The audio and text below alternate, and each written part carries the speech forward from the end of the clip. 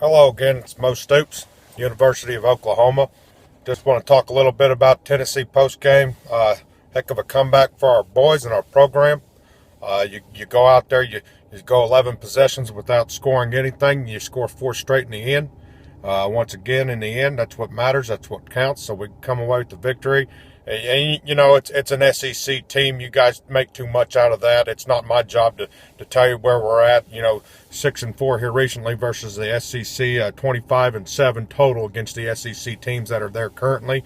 And let me add that that's three straight. But we're not going to compare our conference to the SEC. They got on our schedule and we knocked them off. That's simple as that. Looking at some of the things we took away from that game, we got to get out there and get fired off a little quicker than what we did.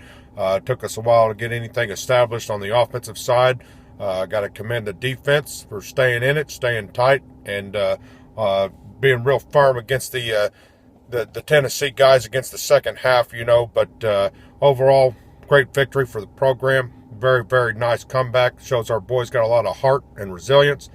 Something we can show for the rest of the season. But great comeback win. A little post-game activity we had taken place. We had a little bird flipping the bird. Love the pun. I don't love the action. So we handled his punishment internally. We'll be talking to him. Also, there was some mention of Eric Stryker talking with the fans and John at the fans. Eric Stryker, it's a different thing. He's one of those players that's a great, phenomenal athlete. Therefore, he can do what he wants. He's got a golden ticket. Eric knows that. So I don't want nothing else to be said about that. Butch Jones wants to come talk to one of my players. Let it be known any coaches want to come dress my players, I'll have to go Mo Stoops on them. There's a reason why they call it going Mo Stoops on somebody. It's not going to be tolerated here in Oklahoma. Just want to reiterate that that's three straight against the SEC. Mr. Paul Feinbaum, I'll address it quick, and then I'm not going to say anything else. Paul Feinbaum works for ESPN, wants to make the comments talking about I'm irrelevant, so is my team. But, you can ask Tennessee and their 237,464 fans how irrelevant we are. Paul Feinbaum, a media guy, I compare him a lot like the officials. Usually they're doing that position, whether they're an official or in the media, because they're not good enough to play, nor are they smart enough to coach. So they got to take one of those other positions. And that's it. I'm not getting into that. Moving on this week, we're going to go face Tulsa here in Norman. Got 11 o'clock kickoff. Tulsa, of course, being one of those words that you don't want to say backwards, whether you're at church or in the elementary school. You can just leave it at that. Tulsa's a good team led by a good coach and Philip Montgomery. Philip came there from Baylor. He's pretty much owned my brother's number, but we're not going to bring that up. We're just going to go out there and handle business. Tulsa's 2-0, beating Florida Atlantic and then New Mexico. They've got Bill Young coaching there. Bill Young, one of those guys, fortunate enough, he's actually coached at all three Oklahoma schools. And so probably a pretty good coaching staff we'll be up against, but we got to look at their offense. They got a high-powered offense, putting up a lot of points here lately.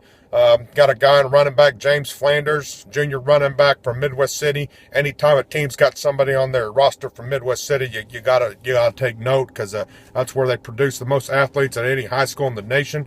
They got some guys looking on their other side, or looking at their quarterback here. They've got Dane Evans, a quarterback who's putting up some high yards. He's having some good averages so far this year. Two receivers averaging over 100 yards a game, Kayaris Garrett and Kevin Lucas. Then their running backs, they got a couple putting over 100, and Zach Langer and D'Angelo Brewer, some guys we want to slow down. Kind of a side note here, we got Dom Alexander there. Dom's brother, Derek Alexander, also plays for Tulsa, so we'll have a little brother versus brother matchup. We've got to get our guys healthy. We've got Kazatati and Ty Darlington have both been injured, danged up, and we're just trying to get them healthy. One of those things, it might be a game time decision if they're going to play. But if they don't, that's fine. We can hold them over. The next week's a bye week, and then we get into Big 12 conference play. On offense, we just want to look at getting Baker started early. We want to get Joe out there and along with Samaje and get them started early and get some running ground established and hope to come out with the win. This is going to be my 100th home game here in Norman. Cumulative attendance there is over 8 million people come to watch us, so that's probably a little bit neater than what Tennessee's ever had to offer. But we're done with Tennessee and moving on. So basically, we just want to come out and get us a win here. Overall record under myself, September record, 48-6. So if we can get this done, move on forward to the Big 12, and we can get 3-0 out of conference play, and then we can start working on our Big 12 championship. Thank you.